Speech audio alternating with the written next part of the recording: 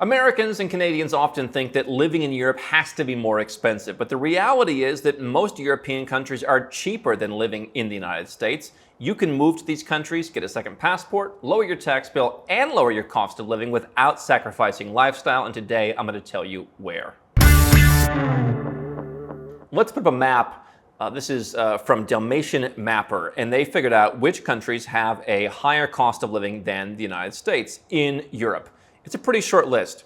You've got the Northern European countries, Norway, Sweden, Finland, Denmark. You have Switzerland, you have Luxembourg, some of the smaller financial centers. You have the UK, and you have Ireland. Now I'll come down to why countries like Ireland and Switzerland actually could be a better deal for wealthy Americans in a little bit. But let me walk you through where you can live and how you can actually move there to lower your cost of living in these crazy times with high inflation. I'm Andrew Henderson, founder of Nomad Capitalist. We help 7- and 8-figure entrepreneurs and investors legally reduce your taxes, even as an American, legally protect your assets, increase your freedom, and grow your opportunities. And so for folks who are looking at what we're talking about, but they don't like the idea of moving to Asia, they find Latin America scary, Eastern Europe seems weird to them. They want a place that has the same lifestyle, the same values, the same culture, the same whatever it is they're looking for.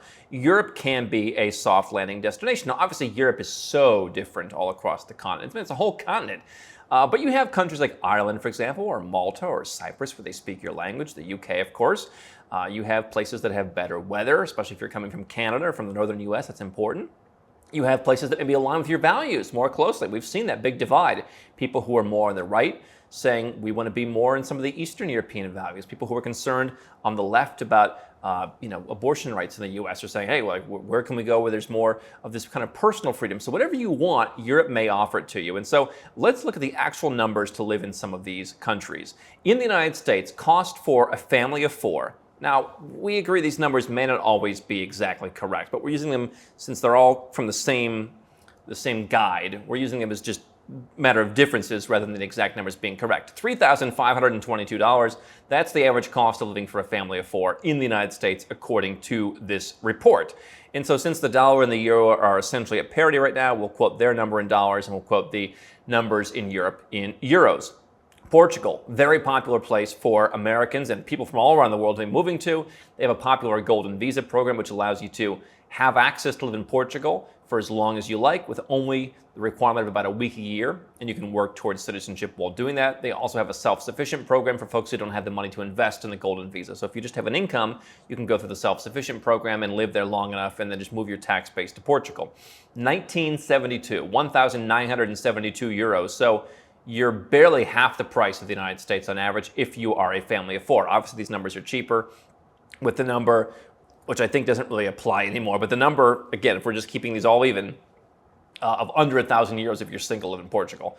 Difficult to do if you're renting something, but we're talking whole countries, by the way, not just big cities. So Portugal, almost a little more than half the cost. You can work towards Portuguese citizenship in a matter of 5 years of living there. You can get in even if you just have some kind of nominal income through the self-sufficient program, or you can make it an easier process on your lifestyle by just buying the optionality by investing a 6-figure sum in the golden visa. So a lot of benefits to Portugal, even though they are raising some of their taxes recently.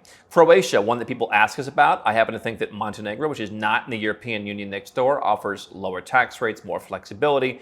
But many people have flocked to Croatia in recent years. 2,153 euros to live there. They did recently put out a good deal on capital gains taxes for folks who are bringing existing capital gains to Croatia. They have a tax incentive for that. More difficult country to move into, but Croatia is substantially cheaper than the US.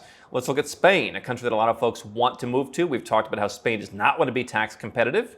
Yeah, they just are a high tax country, even though foreigners have some kind of tax incentives. It's just not really a great deal for tax. But you can dramatically reduce your cost of living. You can potentially increase the weather, increase the culture. 2,267 euros is the average price for a family of 4 to live in Spain. You've got parts of Spain that are just extremely affordable. And if you're coming from North America, you'll probably find some of those places very interesting. I spent a month in Valencia about 6 years ago. Interesting place to be. Lots of places in the south of Spain, great weather. So you can cut your cost of living there. Not your tax bill, but your cost of living. They've got a golden visa. They've got other ways to get in through self-sufficiency. So not a difficult country to get into, especially if you can invest. Latvia, interesting country, probably not one most North Americans are familiar with. Beautiful in the winter, in my opinion. 2,368 euros to get in there. High standard of living, maybe not the highest standard of living you'd find in Switzerland, for example, but it is an EU country. It is not as affordable as some of the countries, but it's more affordable in that more northern climate. So if you want that, more temperate climate, that can be one. Dual citizenship is hard to come by. It takes you about 10 years. So compared to, Portugal, for example, where dual citizenship is very easy to get, takes a shorter period of time. Latvia is a bit more difficult. You have to live there a long time to get citizenship. But if you like that northern climate, that's an opportunity. They've got a golden visa. Put money in the bank, put money into property. You've got a golden visa, and you can live there for as long as you want. You don't have to live there, but if you want citizenship, you do. Cyprus, 2,589 euros. If you want that Mediterranean lifestyle, kind of further away from it all, they've got a good tax incentive, especially if you're in the IT sector. But if you have foreign income, Cyprus can be good. And so now we're talking about places where you can really lower your taxes. Portugal, Cyprus, also Malta. More expensive, not a cheap place, 2,769 euros per month. Much smaller country in the Caribbean. Not a lot of room to roam around, but if you want kind of a slower paced lifestyle, not as many consumer conveniences, you can get Malta citizenship in 15 to 18 months. That would allow you to live in any of these European countries, but it certainly would also allow you to live in Malta. You can also they have a number of different golden visa and residence and tax residence programs to live in Malta. And if you're not American, you can lower your taxes there as well. Netherlands even, 3,198 euros, has special benefits for Americans under the DAFT program. Still a little bit cheaper than the US, and yet you have a lot more things included in what you pay for your what you get for your taxes. And so probably a better return on your tax investment if you're coming from the US, especially if you're not at the 7 or 8 figure level. Still cheaper to live in than the United States, and obviously very well developed. And so those countries are very well functioning countries. And we could go through, Germany's cheaper, Poland's cheaper. Poland has really bridged the gap in terms of their differences between Germany and in terms of the quality of life. It's really been a great success story. France is cheaper. These are all very well-developed places. So you don't have to go to emerging countries to live the nomad capitalist lifestyle. In some of these, you're not going to lower your taxes very much, but at least you can lower your cost of living. And if you come from a tax treaty country, you shouldn't be double taxed. And so even the places like Ireland and Switzerland, which are more expensive, have tax incentives. So Switzerland's lump sum, for example, if you obtain citizenship in an EEA or EU country, either by descent, let's say you have someone in your family tree, through Malta's program, or eventually through the Portugal Golden Visa, you could go to Switzerland and you would get basically half off the price that other Americans, Canadians, Australians would get for Switzerland's lump sum tax system. You could potentially pay a couple $100,000 a year in tax, and that's the deal. There's a tiny wealth tax in some of the cantons, so you can pick which canton you want to live in. They each have their own little wealth tax. Some of them are minuscule. So Switzerland is definitely an expensive place to live, and the taxes are not low. But let's say you make $5 million a year.